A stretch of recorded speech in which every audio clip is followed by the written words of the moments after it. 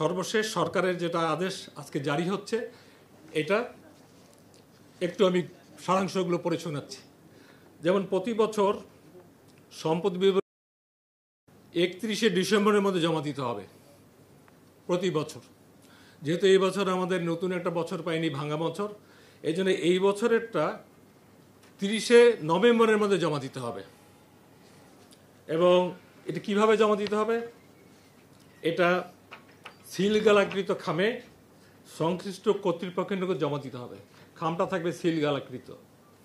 আর ভুল তথ্য কিংবা গোপন যদি এমন কোনো তথ্য থাকে যেটা মিসলিড করে, এদের ব্যাপারে আমাদের এটাকে বলে 1979 এই বিধিমালা অনুযায়ী শাস্তিযোগ্য অপরাধ। এটা হলো এই অনুসরণমালা সকল সরকারি কর্মচারীর ক্ষেত্রে প্রযোজ্য। এখন কর্মকর্তা কর্মচারী সবাইকে সরকারিভাবে কর্মচারী বলা হয়।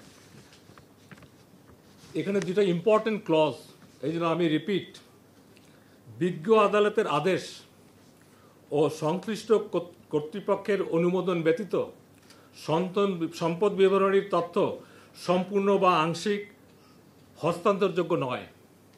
আই রিপিট, বিজ্ঞ আদালতের আদেশ ও সংশ্লিষ্ট কর্তৃপক্ষের অনুমোদন ব্যতীত সম্পদ বিবরণীর তথ্য সম্পূর্ণ বা আংশিক হস্তান্তরযোগ্য নয়।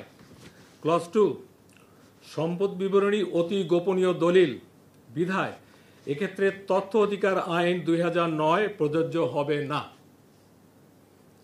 সম্পদ বিবরণী অতি গোপনীয় দলিল বিধায় এক্ষেত্রে তথ্য অধিকার আইন 2009 প্রযোজ্য হবে না। আর দুটো বিষয় এখানে ইম্পর্টেন্ট, আমরা অনেকে বলেছিলেন, আমিও বলেছিলাম যে জমা না দিলে কি হয়। জমা না দিলে অনেক কিছু হয়। এখানে আমি আইনের ধারা হিসেবে বলতে পারি, প্রথমে হলে যদি জমা ঠিকমতো না দেয়, তথ্য গোপন করে, প্রথমে যেটা হয় এটাকে বলে লঘুদণ্ড দেওয়া হয়। যেহেতু কাগজটা আমি দিব, এখানে আমি উচ্চারণ করতে চাচ্ছি না।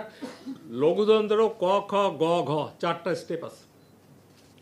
এবং তারপরেও যদি সেটা লঘুদণ্ডের চেয়ে অতিমাত্রায় অপরাধ হয়, তখন গুরুদণ্ড দেওয়া হয়। এবং গুরুদণ্ডেরও ক, খ, গ, ঘ 4টা ধারা আছে। এ হলো মোটামুটি, আমি যদি বলি, বাকিটাতে এখানে ডিটেলস লেখা আছে, আমি সামিং আপটা করলাম। আর এখানে আমাদের যে ফর্মটাও আমি আপনাদেরকে দিয়ে দেবো, এই কারণে আপনাদের মাধ্যমেই কিন্তু এই খবরটা সারা দেশের 15 লাখ আমাদের যে সরকারি কর্মচারী আছে সবাই পাবেন।